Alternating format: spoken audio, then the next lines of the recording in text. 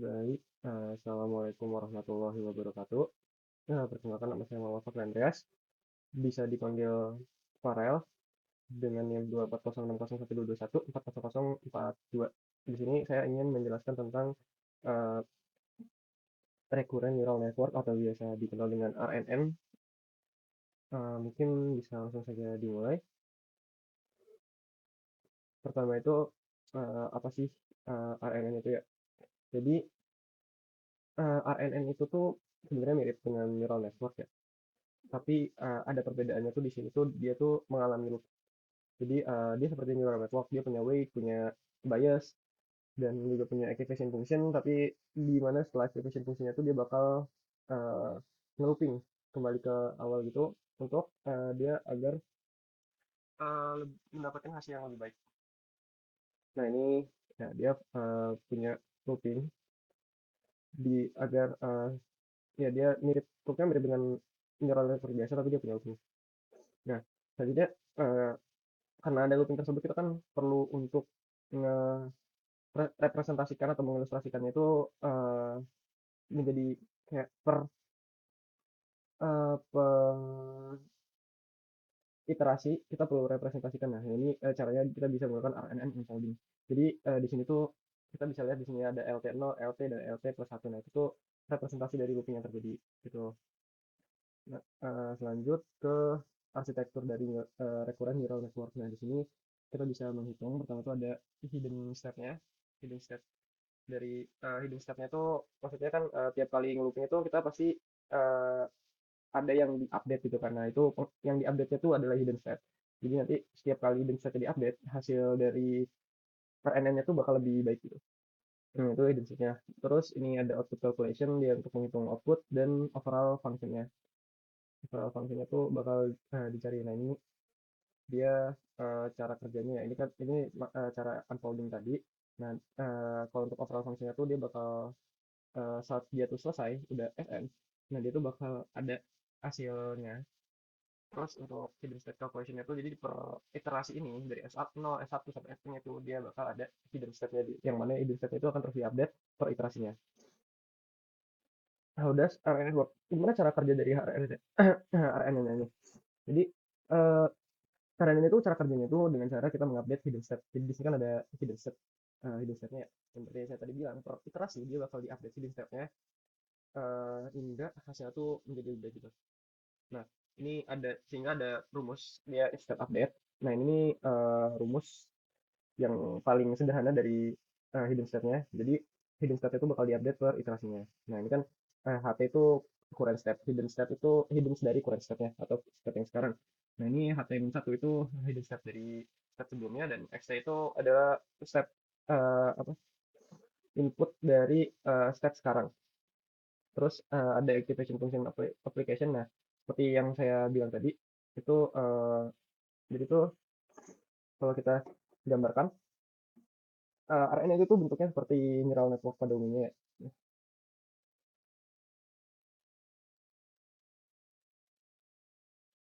Nah, ini kan ini input, terus ini ada acti- acti- activation function, function, ada output. Nah, di sini ini kan ini ada weight, ada biasnya ya, ada weight, ada biasnya. No, no, ini satu, satu. Ada jadi dia mirip kayak neural network pada umumnya, tapi bedanya di sini dia tuh ada looping di sini ya. Jadi nanti dia aduh nanti dia bakal dapat yang namanya itu hidden state gitu. Hidden state-nya itu dia tuh intinya kan urutan cara kerjanya itu dia bakal apa ya, dia input terus eh, dikasih weight sama biasnya lalu masuk ke activation function-nya gitu. Nah, baru dia bakal ngiterasi lagi gitu. Nah, di sini tuh untuk activation function ini ya sebenarnya secara cara untuk nyari hidden step-nya aja gitu melalui activation function application-nya. Nah, Jadi sebenarnya sama aja ini kayak rumus dari yang step update ini, cuman ini adalah rumus yang lebih kompleks lagi karena kita menggunakan activation function application gitu. Terus ada output calculation ya ini untuk mencari outputnya. Intinya kan kita butuh outputnya itu setelah h dari n gitu. Nah ini untuk cari output calculationnya gitu. Terus ada propagation proof time atau BPPT pada RNN. Nah, BPPT pada RNN ini itu adalah eh, salah satu cara gitu ya untuk yang mana ini tuh digunakan untuk nge-update parameter dari networknya. Nah, jadi kan dia tuh bakal nyari loss function atau L beta sorry, L theta depends atau tergantung dari final hidden state-nya. Jadi uh, L theta itu dari final hidden state atau di sini direpresentasikan dengan H3 ya. H3. Lalu each hidden state itu dari state-state sebelumnya. Jadi H3 itu ngedepends-nya itu atau tergantungnya itu dari step kedua atau H2, lalu H2 dari H1 dan H1 dari H0 gitu. Jadi ini H3 depend on H2, H2 depend on H1 dan H1 depend on H0. Nah ini kan kita pakai gradient gitu ya. Kita pakai gradient untuk BPTT. Nah jadi ada kalkulasi dari gradiennya di situ. Yang pertama itu ada simplify gradient calculation. Nah ini tuh ya dia bakal ngekalkulasi gradiennya tapi dengan cara yang paling simpel. Lalu ini handling dependency in each layer. Jadi setiap hidden set itu bakal diupdate. Jadi bakal ngupdate terus jadi ke H3 berikutnya sampai HN itu pakai base berdasarkan dependensinya. Nah itu kalau kayak gitu kita bakal gunain rumus handling dependency in layer.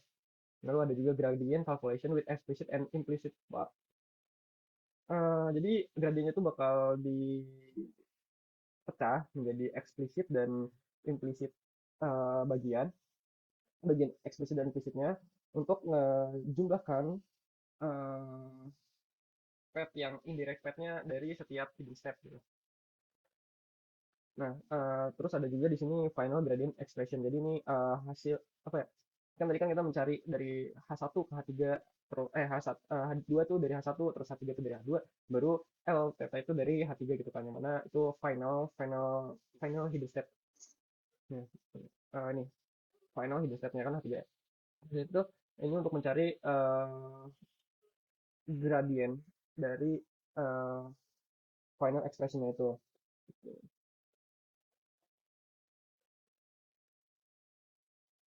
Jadi jadi ya kan gradient itu nyarinya dari ini ya L0 maaf L theta per weight-nya. Nah itu kita bisa representasikan rumusnya itu dengan cara seperti ini. Gitu.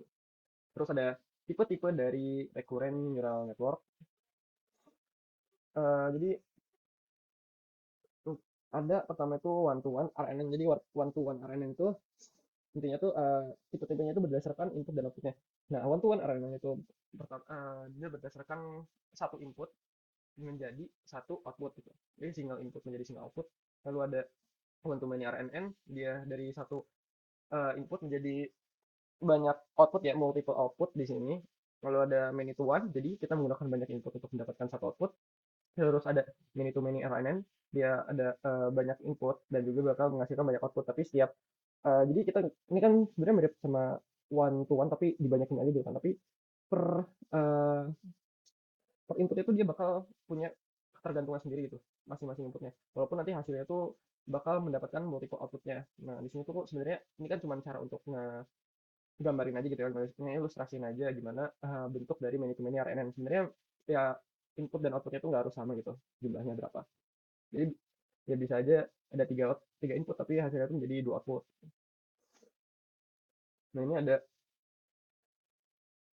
em, ini ya ada variasi dari RNN. Sama tuh ada variasi RNN itu tuh RNN yang paling simpel atau bisa dibilang tuh dia ya cuman eh, apa ya, dia tuh ya lurus aja gitu seperti yang tadi saya gambarkan ya ini. Nah ini contoh dari vanilla RNN, dia cuman lurus doang tapi ada iterasi di tengahnya. Terus ada bidirectional RNN. Nah ini deh dia tuh ada input proses input di kedua forward dan backward direction. Jadi dia tuh bakal ngambil eh, dari yang lampau. Jadi kan biasanya RNN ini digunakan untuk kayak semacam regresi dari sebuah chart gitu. Nah itu dia biasa dia bakal nge-capture both past and future konteks. Jadi konteks dari konteks dari yang lampau dengan yang di depannya tuh bakal di capture gitu, diambil untuk setiap stepnya. Lalu ada long short term memory neural network. Nah ini di neural networknya itu ada memory mechanism gitu, memory mechanism atau mekanisme memori untuk nge-handle gitu, nge-overcome, pokoknya nge-handle dari vanishing gradient itu. Jadi gradientnya tuh bakal kayak nge-vanish gitu. Nah dia tuh bakal nge-handle gitu. Nah ini pertama tuh di LSTM misal itu punya tiga gate, jadi ada input gate, forget gate, sama output gate. Nah ini tuh kan ada memorisasi di LSTM ini. Jadi nah di sini tuh ada makanya forget gate gini. Nah ini nih untuk nge-decide apa menentuin apakah informasi sebelumnya tuh harus dihilangin atau digunakan gitu. Lalu ada group.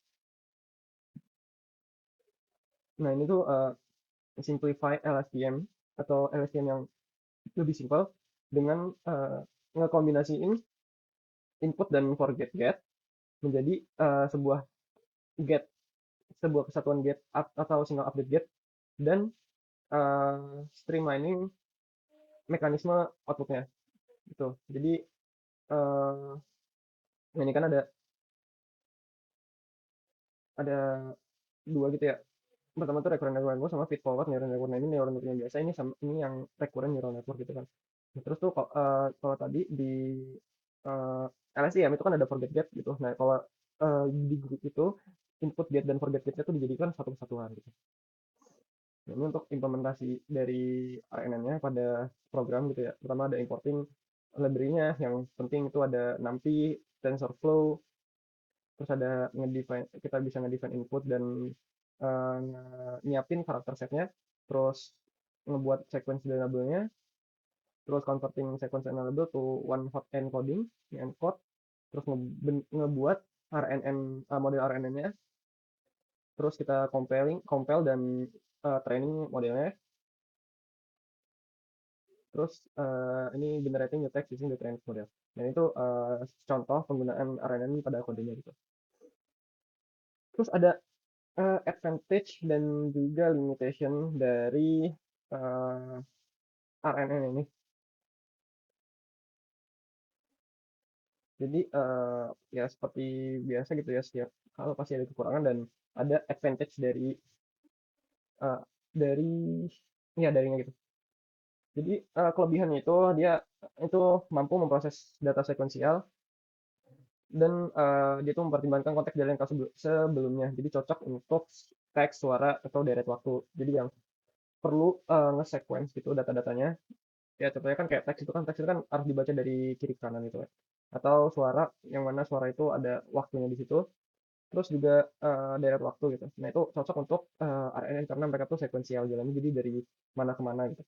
Terus untuk kekurangan RN ini, kalau untuk yang vanilla itu dia kesulitan belajar ketergantungan jangka panjang, misalnya mengingat konteks jauh di masa lalu, karena ada masalah vanishing gradient atau exploding gradient saat pelatihan. Jadi ada gradient yang hilang di situ, makanya kalau yang vanilla itu susah untuk mengingat masa lalu yang jauh gitu. Karena nggak ada memorisasi di yang vanilla. Makanya kenapa ada LSTM, dia untuk nge-handle masalah dari vanishing gradient. Terus ya ini ada vanishing gradient dan exploding gradient. Jadi memang update ya. Setiap makin waktu tuh ada gradient dengan. Nah mungkin itu aja yang bisa saya sampaikan. Untuk kurang lebihnya saya mohon maaf. Eh, ya terima kasih karena telah memperhatikan.